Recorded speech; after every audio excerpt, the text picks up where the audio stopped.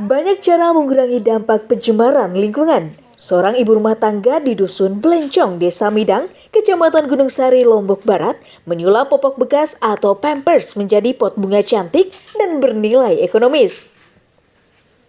Berangkat dari keprihatinannya pada limbah popok yang mencemari lingkungan di desanya, kini usaha pot bunga berbahan popok bekas bisa meraup omset hingga 2 juta rupiah per bulan.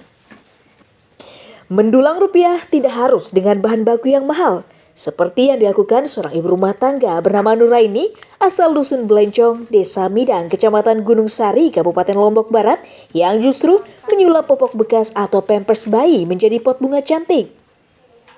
Di tangan kreatifnya, popok bekas yang sudah menjadi sampah dan dibuang warga bisa diubah menjadi karya kreasi pot bunga yang bisa dijual dan bernilai ekonomis.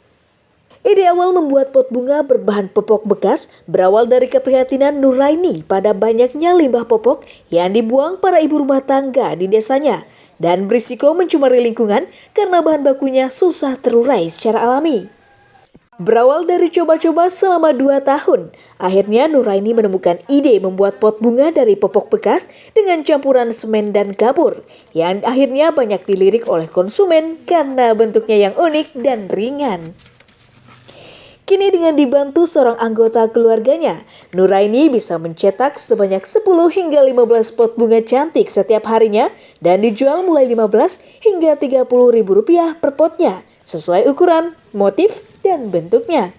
Kemarin di 2019 itu saya coba buat lagi, hasilnya bagus dan alhamdulillah direspon baik. Sekarang sudah setelah kita share tutorialnya, sudah ada yang mulai buat dan ya harapannya ibu-ibu yang punya anak yang masih pempes juga mau membuat pot. Jadi semakin banyak yang buat pot itu semakin mengurangi sampah pempes.